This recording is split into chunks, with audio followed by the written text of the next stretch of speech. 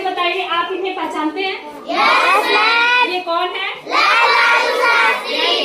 ये लाल बहादुर शास्त्री हैं। देखिए एकदम सादा जीवन था इनका। देखिए कितने सरल और सहज स्वभाव है इनका। इनका जन्मदिन कब मनाते हैं आप लोग?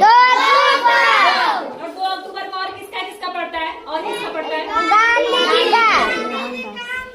मोहनदास करमचंद गांधी जी के साथ इनका भी 2 अक्टूबर को आप लोग जन्म दिवस मनाते हैं ना? हाँ, राष्ट्रीय दिवस मनाया जाता है। ठीक है, चलिए अब इन्हीं के बारे में पढ़ेंगे बेटा। इनका जन्म कब हुआ था? 2 अक्टूबर 1940। आज के वर्तमान में मुगल सराय उस समय कहा जाता था, जो बनारस और चंदौली के आसपास का क्षेत्र है। तो अभी उसका नाम जो है वर्तमान में चंदौली जिले में पड़ता है इनका। वहीं पे इनका जन्म हुआ था मुगल सराय में 1904 ईस्वी में।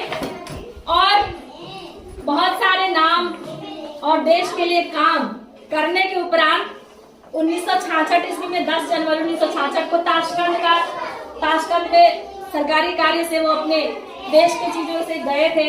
वहां पे इनकी मृत्यु हुई थी। ठीक है, इतने महान व्यक्तित्व का हमारे देश से चले जाना बहुत कष्टदायी रहा। चलिए हम जानते हैं कि हमें इनके जीवन से, हम इनको क्यों जानते हैं और हमें इनके जीवन से क्या सीखना है। जो चीज इन्होंने किया, किस महानता से क्यों इनको जानते, वो चीज हम अपने अंदर अपने व्यवहार में किस प्रकार से उससे प्रेरणा लेकर समाहित करें और किस प्रकार से उनसे सीखे हम। ओके बेटा, चलिए हम शुरू करते हैं कि 2 अक्टूबर 1904 को उनका जन्म हुआ। और उनका जीवन जो था, मैंने आपसे पहले भी कहा, सादा जीवन उच्च विचार। इतने महान पद, इतने महान व्यक्तित्व होने के बावजूद भी किसी प्रकार का कोई घमंड नहीं था।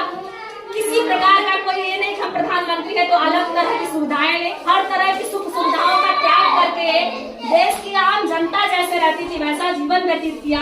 और उनके जीवन की कई सारे प्रसंग और घटनाएं भी आपसे हम चर्चा करेंगे। इन्होंने नारा दिया था, जय जवान जय किसान। क्या नारा दिया था बेटा? जय जवान जय किसान का नारा दिया था। जय जवान क्यों किया?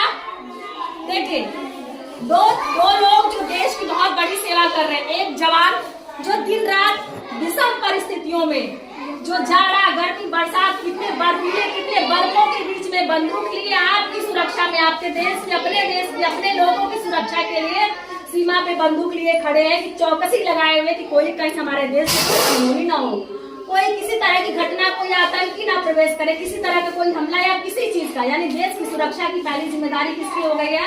जवान। ठीक है, और दूसरा जो सेवा कर रहा है, देश बाहर से सुरक्षा कौन कर रहे हैं? जवान। और अंदर जो देश का भरण पोषण, पालन पोषण